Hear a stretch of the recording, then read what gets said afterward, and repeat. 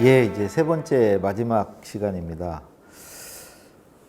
저도 이제 뭐 중학교 시절을 당연히 겪었고요. 저는 우리 중학생 여러분이 사실은 어른들이 생각하는 것보다 훨씬 똑똑하다는 걸 저는 알고 있어요. 다 어지간한 것은 다 이해할 수 있고 다 알고 있는데 여러분들 그 아는 채를 안 할 뿐이라는 거. 그래서 여기 이제 우리가 지금 동부청에서 하는 그 인문학 교실이 사실은 인문학이라는 게 그렇게 쉬운 건 아니죠.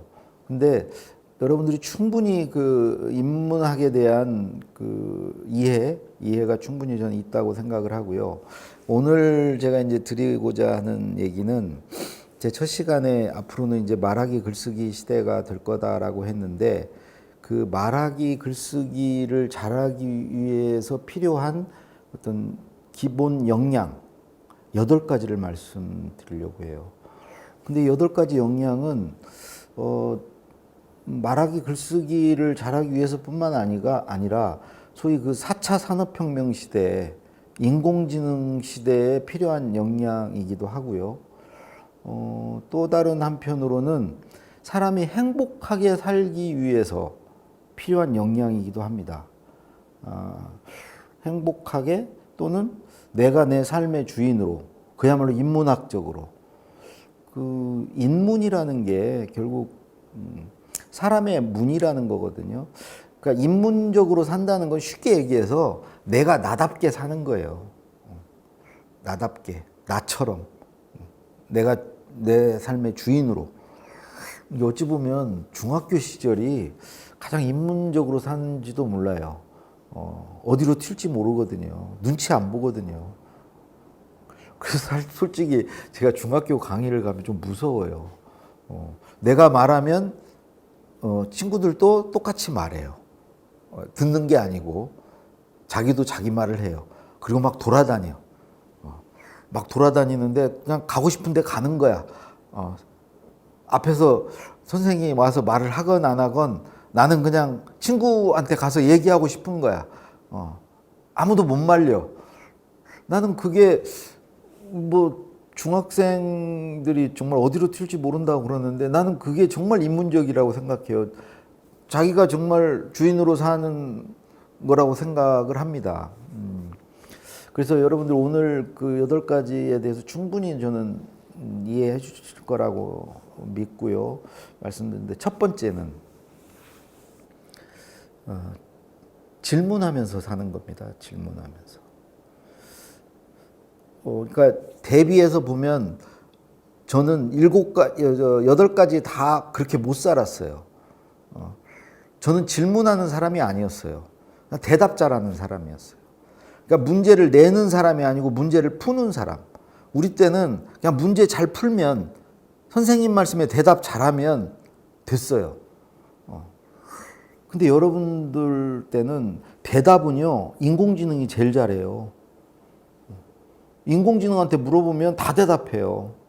대답자라는 건 이제 인간이 어떤 그 우수한 역량이라고 하기가 어려워요. 질문할 수 있어야 돼요. 문제를 잘 푸는 거 어떤 문제든지 이제는 다 풉니다. 컴퓨터가. 수학 문제 아무리 어려운 문제를 줘도 다 풀어요. 문제를 푸는 거는 이제는 크게 의미가 없어요. 문제를 낼 줄 알아야죠. 지금은 이제 선생님이 문제를 내시잖아요. 학생들은 문제를 풀고 저는 이게 바뀌어야 된다고 생각해요. 학생들이 물어야죠. 학생들이 질문하고 학생들이 문제를 내고 이렇게 바뀔 수 있어요, 학교가. 원래 그런 거 아니에요? 학교에 왜 가요? 알려고 가는 거죠. 알고 싶어서. 그럼 물어야죠, 모르는 걸. 아니, 왜 그걸 내가 대답해요? 선생님께 물어야죠. 이게 왜 그런가요? 이게 뭐예요? 원래는 묻는 게 정상이에요. 원래 인간은 다 호기심을 달고 태어났어요. 잘 물은 사람만이 옛날 원시 시대에는 그런 사람이 생존 확률이 높았어요. 어디 가야 먹을 게 있어요? 어디 가면 위험해요? 자꾸 묻는 사람. 그런 사람이, 그게 이제 원래 인간 본성은 원래 그런 거예요. 선생님은 연애할 때 행복했거든요. 근데 여러분들 연애 감정이 뭔지 아세요? 궁금증이에요. 알고 싶은 거죠. 상대에 대해서. 상대가 어떤 사람인지, 상대가 나를 좋아하는지. 헤어져 있으면 왜 자꾸 이렇게 보고 싶은 줄 아세요? 궁금해서 그래요. 집에는 잘 들어갔나? 밥은 먹었나? 이게 깊어지면 이제 그리움이 되는 거예요. 결국 궁금증이에요. 궁금하지 않는 순간 사람은 가슴이 뛰지 않아요. 그래서 그럼 뭘 질문해야 되는가? 저는 5가지를 질문해야 된다고 생각합니다. 첫 번째 질문은요, 모르는 걸 묻는 질문이에요. 모르는 걸 부끄러워하지 마세요. 모르는 걸 물으세요. 이게 뭔가요? 물으세요. 정 못 물어보겠으면 찾아보세요. 좀 뭐 검색하고 모르는 걸 모르는 채로 그냥 넘어가지 마세요. 두 번째 질문은요, 의문입니다. 누가 말하는 거, 책에 쓰여 있는 걸 그대로 받아들이지 마시고 의문을 가지세요. 왜 그런지 물어보세요. 원래 그런 거라고? 뭐 원래 그런 게 어디 있어요? 왜 그런데요? 물어보세요. 선생님 말씀에도 왜 그런지 물어보세요. 세 번째 질문은요, 반문입니다. 반문. 내 생각과 견주어 봐서 반문해 보는 거죠. 누가 말을 했을 때 내 생각은 이렇거든요. 그러면 반문해 볼 수 있죠. 나는 그렇게 생각하지 않는데. 이렇게 반문해 보는 거죠. 네 번째 질문은요, 자문자답하는 거예요. 내가 나한테 묻고 내가 답하는 거예요. 이거에 대한 내 생각이 뭐지? 누가 나한테 뭐라고 물어보면 내가 뭐라고 답하지? 우리나라 교육에 대해서 너 어떻게 생각해? 물어보면 내가 뭐라고 말하지? 제가 말을 하고 글을 써보니까요, 질문하지 않고는 글을 쓸 수 없더라고요. 일기를 쓸 때도 오늘 내가 뭐 했지? 물어봐야지 글을 쓸 수 있어요. 기획문 쓸 때 내가 어디 다녀왔지? 독후감 쓸 때 이 책 내용이 뭐였지? 사실은 모든 글쓰기는요, 질문에 답하는 거예요. 자기가 묻고 자기가 답하는 거라는 거죠. 우리가 뭔가를 생각한다는 것도 자기가 묻고 답하는 거예요. 그거에 대한 내 생각이 뭐지? 이렇게 물어보는 거죠. 평소에 이런 자문자답, 질문 속에서 살아야 돼요. 그게 이제 생각하는 거고, 그렇게 해서 만들어진 재료를 가지고 우리는 말을 하고 글을 쓰는 거죠. 사실 말도 그렇잖아요. 누가 묻는 거에 이렇게 말하는 거죠. 엉뚱한 말을 하면 가렵지 않은 데를 막 긁는 거죠. 그러면 듣는 사람이 그거 아니고 이거 막 자꾸 이렇게 되는 거죠. 그러니까 사는 것은 어찌 보면 우리는 질문 속에서 살아요. 질문 속에서. 5번째 질문은 성찰하는 질문이에요. 도대체 산다는 게 뭐지? 죽음이란 뭐지? 나는 왜 살지? 내 인생의 목적은 뭐지? 이런 성찰하는 질문. 그 중학생만 돼도 그런 거 하는 줄 다 알아요, 제가. 다 개똥철학이 있어요. 친구들끼리는 얘기하잖아요. 엄마 아빠한테는 얘기 안 해도, 선생님한테는 얘기 안 해도 친구들끼리는 이런 얘기 해요. 그런 질문을 말하는 거예요. 그래서 뭐 가장 그래도 편한 게 이제 친구들이니까 친구들 사이에 모르는 걸 묻고 의문을 갖고 반문해보고 자문자답하고 성찰하는 질문 이런 것들을 하라는 거죠. 이제 그런 거 하는 과정이 이게 토론이기도 하고요. 토론 같은 거 자주 하세요.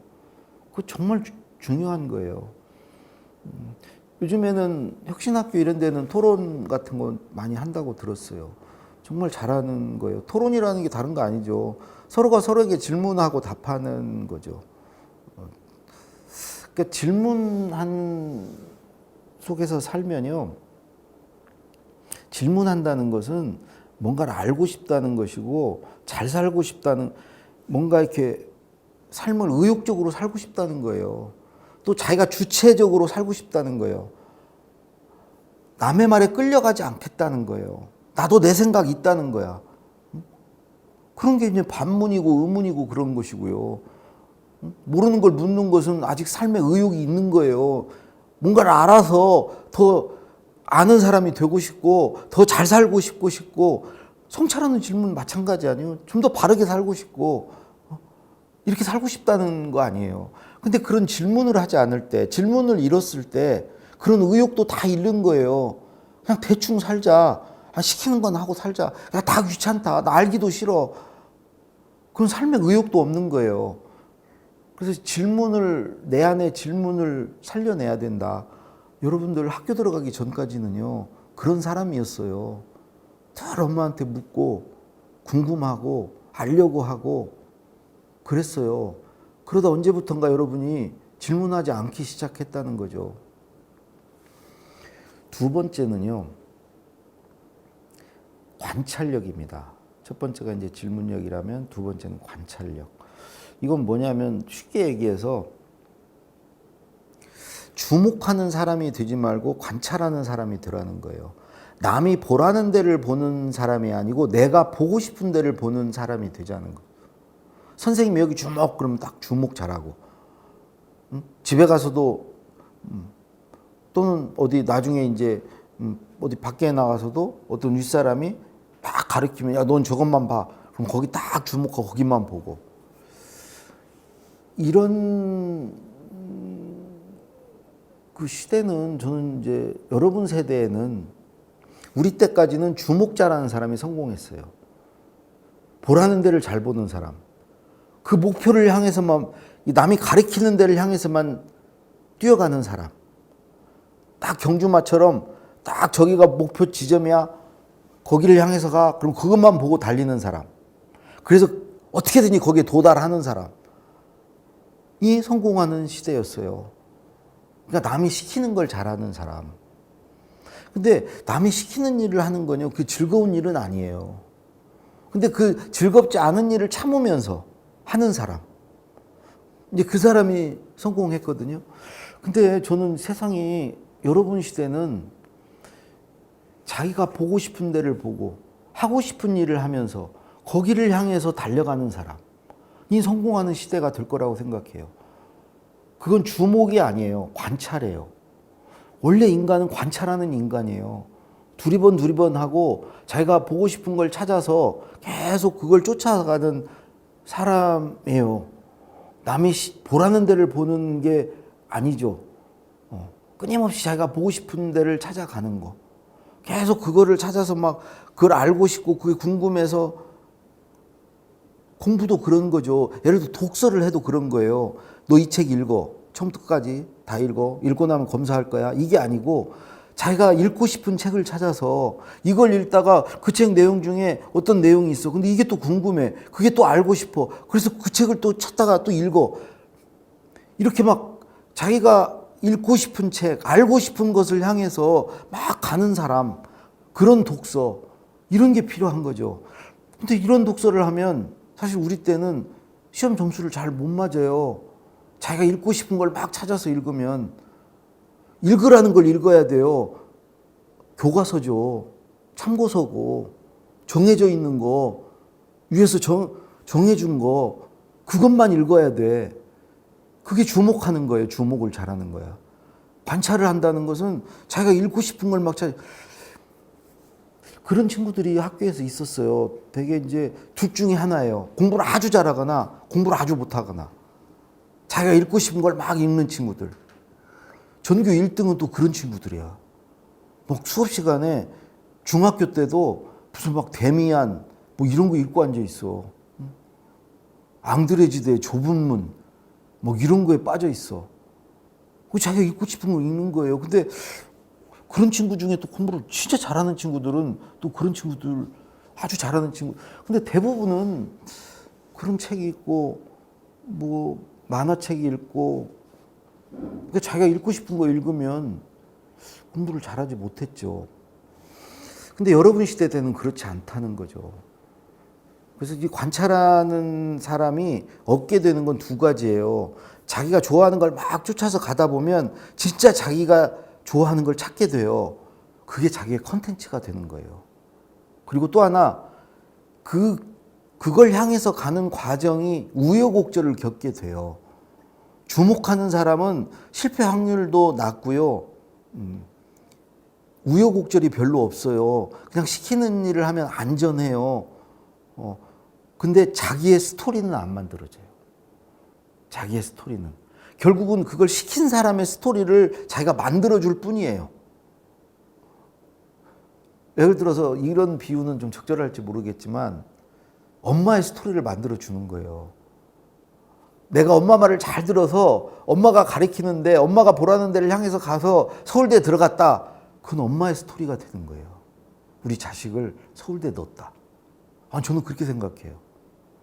말 잘 들은, 그래서 엄마 말 잘 들어서 자기 스토리는 없어요. 엄마가 시키는 대로 했거든. 대학에 가서도 엄마 말 들어.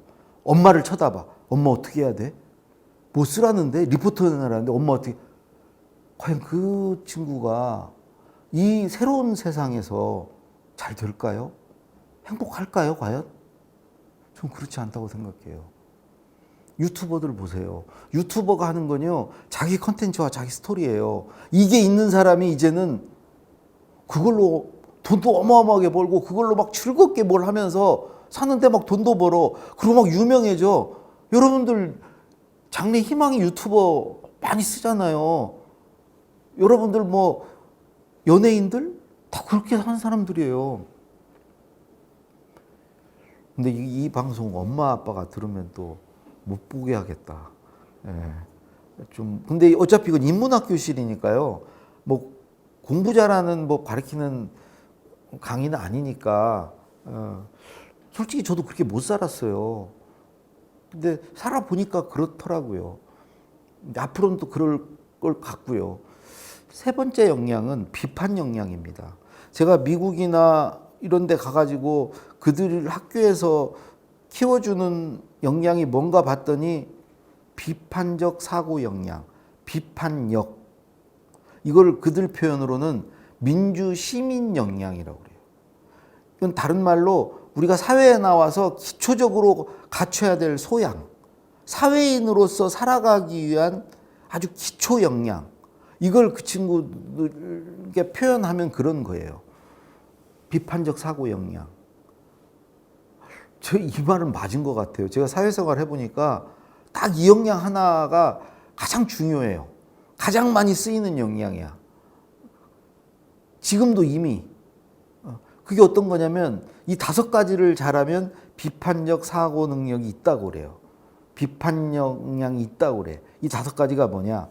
첫 번째, 자기 생각이 있어야 돼요. 자기 의견이 있어야 돼.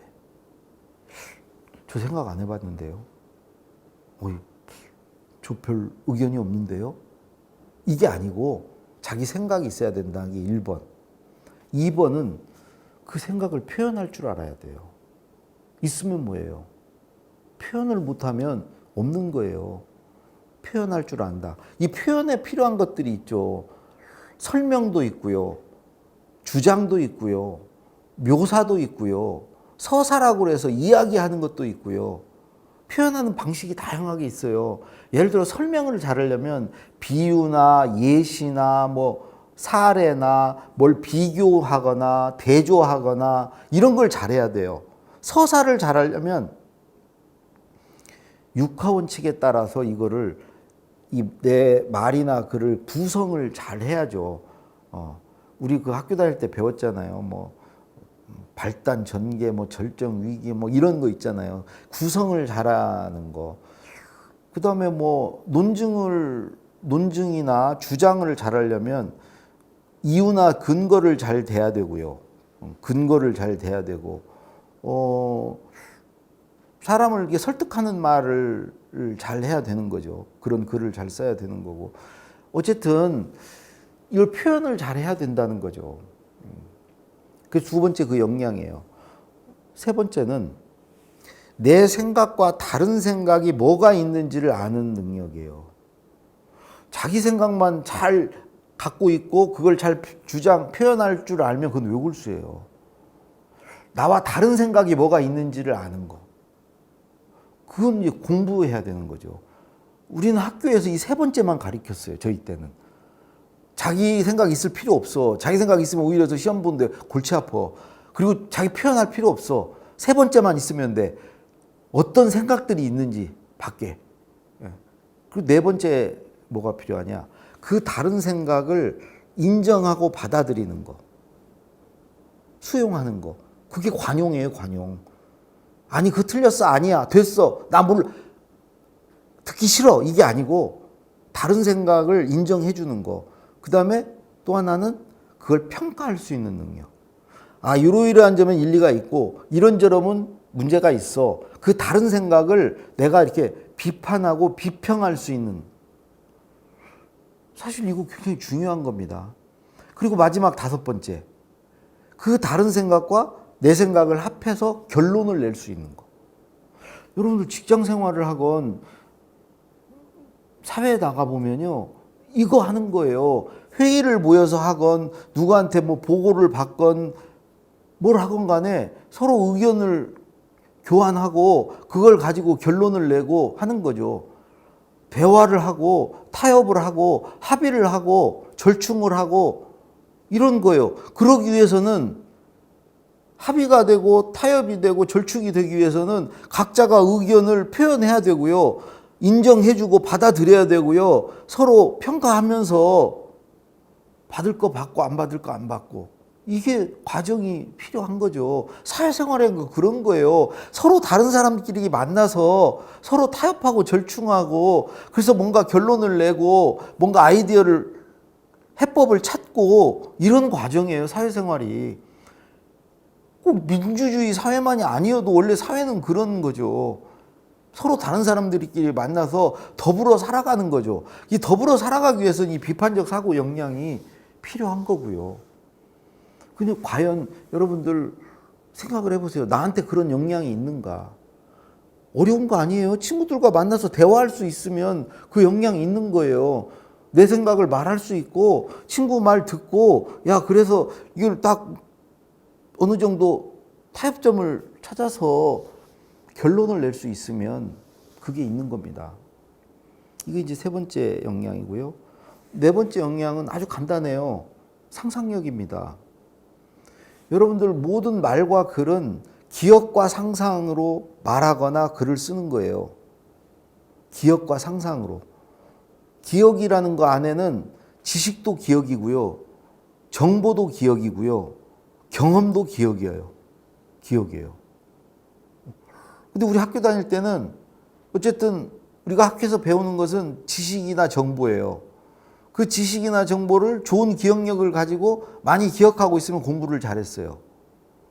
근데 이제는 기억할 필요가 없다는 거죠. 여러분이 나중에 사회에 나올 때는 그건 인공지능으로 다 대체가 돼요. 그럼 뭘 해야 되냐? 인간이 해야 될 것은 이 상상력이에요. 상상력은 이미 있던 게 아니에요. 없는 걸 꿈꾸는 거예요. 상상하는 거죠.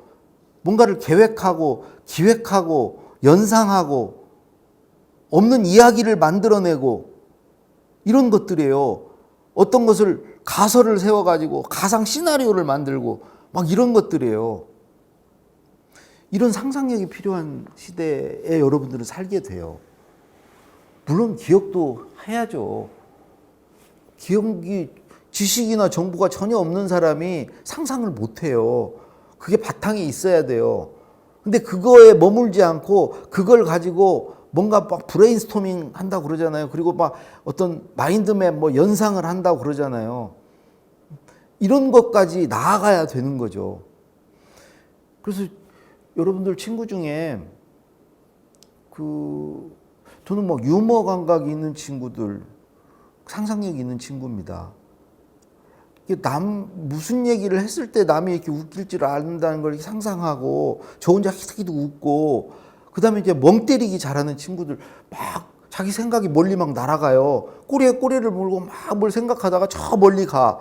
그런 친구들 상상력이 있는 친구. 뭔가 이야기를 잘해. 이야기를 잘 만들어내. 그럼 우리 때 막 뻥이 세다고 그랬어요. 자식이. 그때 거짓말 혼났어요. 근데 결국은 여러분들 나중에 소설을 쓰고 드라마 대본을 쓰고 뭘 하든지 간에 그게 다 상상력입니다. 이야기를 만들어내. 여러분 게임 좋아하잖아요. 그 게임은 다 상상력이에요. 없는 이야기를 만들어내는 능력이에요. 게임을 만들어내려면 게이머가 아니고 만들어낸 게임 안에서 노는 사람이 아니고 내가 게임을 만들어내는 사람이 되려면 그런 상상력이 필요한 거예요. 이걸 키워야 된다는 거죠. 그래서 이 상상력의 시대에서 필요하다는 거죠. 그 다음으로 말씀드릴 것은 통찰력입니다. 통찰력은 뭐냐? 이게 어려운 거 아니에요. 중학생한테 통찰력을 가지려고 그래요. 무슨 직관력을 가지려고. 그런 거 아니고요. 여러분들이 말을 하건 글을 쓰건 이미 여러분들이 하고 있는 거예요. 뭔가 생각이 계속 떠올라야 말할 수 있어요. 글을 쓸 수 있고요. 글을 쓰다 보면 어느 순간이 되면 이게 전체적으로 이렇게 윤곽이 잡혀요. 그래서 이게 이제 통찰력이 온 순간이에요. 전체가 통으로 이게 쫙 보이는 거죠. 예를 들자면 여러분들 엄마 아빠 따라서 어디 낯선 곳에 갔어요. 뭐 콘도에 갈 수도 있고 어디에 마을에 갈 수도 있어요. 처음에는 구분이 안 돼. 어디에 뭐가 있고 이게 동서남북이 구분이 안 돼. 근데 여러분들 콘도에 하룻밤만 자고 나면 아 저쪽에 뭐 오락실이 있고 저쪽에 노래방이 있고 어디 지하에 가면 뭐 편의점이 있고 이게 전체가 쫙 들어오잖아요. 저는 그런 게 이제 결국 통찰이 되는 순간이거든요. 이제 거기를 향해서 가는 거거든요. 말하기나 글쓰기는. 근데 이제 거기에 가기까지는 계속 뭔가가 생각이 떠올라야 돼요. 그 조각들이 쫙 맞춰져 가지고 전체 그림이 딱 만들어지는 거죠. 그랬을 때 글이 써지는 거예요. 그래서 이게 생각이 자주 떠오르는 게 계속 이어서 떠오르는 사람이 되는 게 굉장히 중요해요. 그래서 이 떠오르는 사람은 어떤 사람이냐면 그냥 길을 가다가도 뭐 생각이 자꾸 나요. 잠들기 전에도 뭐 생각이 자꾸 나. 친구 말을 듣다가도 생각이 나. 자기 생각이 자꾸 난다는 거죠. 뭔 생각이든지 하여튼. 뭐 머리를 막 감고 있다가도 뭐 생각이 떠올라. 이런 사람이 되는 게 저는 중요하다고 생각해요. 그런 사람이 말하기 글쓰기도 잘하고 뭔가 새로운 아이디어도 잘 만들어내고 이런 사람이 될 수 있는 거죠. 저는 그런 사람이 이제 통찰력이 있는 사람이라고 생각해요. 근데 이런 사람이 되기 위한 조건 딱 하나만 있으면 돼요. 여러분이 진짜 좋아하는 걸 하나 찾으면 돼요. 그걸 하나 찾으면요. 그것에 관한 생각이 계속 떠올라요. 눈을 감고 있어도 떠오르고 밥을 먹다가도 떠오르고 진짜 관심 있는 거, 내가 좋아하는 거, 그게 어떤 거든 간에 그걸 하나 찾는 게 중요해요. 그러면 이제 그것에 관한 생각이 막 떠오르는데 그것에 관해서만 머물지 않아요. 그게 이제 다른 걸로도 이게 확대가 되고요. 점점. 그래서 시작은 그 한 점, 내가 진짜 좋아하는 거에서부터 시작을 해야 돼요. 그래서 난 여러분께 과연 내가 진짜 좋아하는 거, 관심 있는 게 뭔가 그걸 찾아보세요. 그러면 그것에 관해서 궁금하거든요. 그것에서 알고 싶고 막 공부하게 되고 그것에 관한 생각이 계속 떠오르고 그런 사람은 그것에 관해서 막 친구한테 말하는 사람이 되고 말하려고 막 더 생각하게 되고 이렇게 돼요. 그러면서 통찰력이 있는 사람이 되는 거예요. 그 다음 여러분한테 필요한 건요. 공감력입니다. 공감력은 다른 거 아니에요. 일종의 사람에 대한 이해가 높은 거예요. 사람을 위하는 마음이 있는 거야. 나 몰라라가 아니야. 나만 아는 게 아니고 사람에 대한. 그래서 측은지심 같은 게 있고 불쌍한 사람을 보면 불쌍하게 느끼는 거고 저 사람을 좀 어떻게 도울 수 있을까라는 생각을 하는 거고 역지사지 잘 할 줄 아는 거예요. 저 사람의 어떤 사정이라든가 입장이라든가 그 사람의 어떤 심정이라든가 처지를 잘 아는 거, 헤아릴 수 있는 거. 그런 마음, 그런 게 다 공감력이에요. 이 공감력이 나중에 크면 정의감으로 발전하고요. 어떤 공동체 의식이 되는 거예요. 자기만 아는 사람, 남의 신경 안 쓰는 사람, 그래서 배려심이 없는 사람, 이런 사람이 이제 공감력이 없는 거예요. 지금까지는 이런 사람이 공부를 잘했어요. 저도 공감력이 없는 사람이거든요. 자기만을 위해서 내 시간을 써. 남한테 안 알려줘. 이런 사람. 근데 앞으로는요, 공감력의 시대예요. 왜 그러면 공감력이 창의력이거든요. 아니, 사람에 대한 이해가 없는 사람이 어떻게 사람을 위한 뭐 물건을 만들겠어요? 사람을 위한 뭐 정책이나 제도를 만들겠어요? 사람을 관심이 없는데, 사람을 모르는데, 사람을 위하는 마음이 없는데, 도우려는 마음이 없는데, 그게 공감력인데, 사이코패스가. 그러면 창의력이 없는 거예요, 창의력이. 모든 건 사람을 위한 거예요. 사람을 위하면 사람에 대한 이해가 있어야 되고요. 사람을 사랑해야 되고요. 사람을 위하는 마음, 그게 공감력이에요. 근데 우리 때는 그런 거 있는 사람은 그냥 쟤는 사람만 좋다고 그랬어요. 얘는 그냥 뭔가 얘가 의지력도 없고 뭔가 목표의식도 없고 독하지도 못하고 그냥 얘는 사람만 좋아. 사람 좋아해가지고 맨날 사람과 어울리고 무슨 남게 돕고 무슨 뭐 오지랖만 넓어가지고 그냥 친구들과 노는 거나 좋아하고 얘 같은 사람만 좋아. 니 앞가림이나 잘해 이 자식아. 뭐 이렇게 친구들 막 돕고 이런 소리 들었어요. 공부를 못해요 그런 친구들이. 아니 반에서 막 1등이 나오면 자기 반에서 1등이 나오면 엄마한테 가서 자랑을 해. 엄마가 얼마나 속이 터져요. 니네 반에서 1등 나오는데 너는 뭐 했냐. 근데 자랑스러운 거야. 그 친구 기쁨이 내 기쁨인 거야. 우리 반에서 1등이 나왔다는 게 자랑스러운 거야. 그런 친구가 나중에 공감력 있어, 공동체 의식이 있고요. 그런 친구가 돼요. 누가 친구가 어떤 친구를 막 괴롭혀. 그러면 그냥 모른 채 괜히 끼어들면 나도 같이 왕따 될 것 같아. 그냥 외면해. 이런 친구가, 그런 친구는 그냥 자기 앞가림 잘하는 거예요. 근데 그 친구가 안 됐어. 그 친구가 괴로워하는 게 그냥 내가 괴로워. 그래서 그 괴롭히는 친구한테 가서 따져. 너 왜 그래? 왜 괴롭혀? 그럼 되게 괴롭히는 친구는 힘이 센 친구들이잖아. 그럼 그 친구한테 나도 괴롭힘을 당할 확률이 높아요. 그게 공감력이에요. 이 친구가 너무 불쌍해. 나서는 거야. 그게 정의감이에요.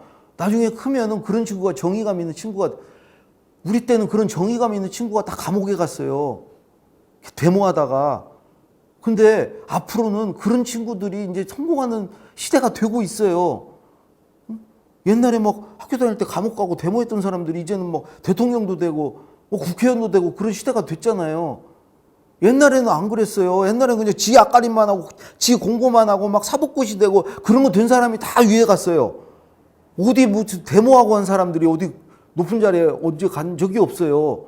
우리 때는. 이제는 그렇지 않잖아요. 여러분 시대도 더 그럴 거예요. 그래서 공감력이 있어야 된다고요. 그 다음으로 말씀드린 감성 능력이에요. 그건 짧게 말씀드릴게요. 남의 감정을 잘 이해하는 사람이 돼야 되고요. 그리고 자기 감정을 절제할 수 있는 사람이 돼야 돼요. 그리고 이제 감수성이 풍부하다는 건 그런 거예요. 남의 감정을 잘 이해하고, 그래서 이제 감성이 풍부한 사람이 돼야 된다. 감정이 메마르고 한 게 좋은 게 아니다. 그러기 위해서는 뭐 악기도 좀 다루고 영화도 좋아하고 이걸 풍부하게 해야 돼요. 소설도 좀 읽고 시도 읽고. 우리 때는 그런 사람 필요 없었어요. 감정이 풍부할 필요 없어요. 고등학교 되면 그냥 다루던 악기도 다 때려치워야 돼요. 여러분 그건 평가도 안 해주거든. 이제 여러분들 나중에 대학 갈 때는요. 그거 다 평가할 겁니다. 감성지능. 악기를 다룰 줄 아느냐. 이런 것들 다. 마지막 8번째. 생각해볼까요? 질문력, 관찰력, 상상력, 통찰력, 공감력, 감성력, 비판력 7개 했죠? 마지막 8째 협력하는 능력입니다. 우리 때는 경쟁만 잘하면 됐어요. 남 잘 이겨먹으면 됐어요. 근데 이제는 협력을 잘하는 사람이 성공을 합니다. 연대를 잘하는 사람, 힘을 모을 수 있는 사람. 그래서 남을 이겨먹는 사람이 아니라 남과 힘을 잘 합칠 수 있는 사람. 융합의 시대라 그래요. 융합의 시대. 잘 섞을 수 있는 사람. 남의 생각과 내 생각을 잘 합할 수 있고 그 협력을 남을 잘 돕고 그래서 남의 도움을 잘 이끌어내고 협력을 잘하는 사람. 이런 사람이 돼야 돼요. 그래서 관찰하고 질문하고 상상하고 통찰하고 비판하고 공감하고 감성력 있게 또 협력을 잘하는 사람. 이 8가지 역량을 가진 사람이 결국은 말하기 글쓰기 잘할 수 있고요. 새로운 시대에 성공하는 사람이 될 수 있습니다. 여러분 말도요 같이 모여서 협력하세요. 같이 얘기를 나누시고 글도 같이 모여서 써보세요. 훨씬 잘 쓸 수 있습니다. 예, 세계 3교시에 걸쳐서 말씀드렸는데 아쉽네요. 여러분들 위해서 정말 더 많은 얘기를 좀 해드리고 싶고 제가 학교 다니면서 느꼈던 것들 그리고 새로운 시대가 다가오고 있는데 과연 여러분들 잘 좀 적응해서 뭐 출세하라는 게 아니고 아주 행복하게 잘 적응하면서 살 수 있으면 좋겠는데 그래서 오늘은 여기까지 밖에 말씀을 못 드리겠네요. 예. 그동안 3교시 경청해 주셔서 정말 고맙습니다. 다른 기회에 또 뵙도록 하겠습니다. 감사합니다.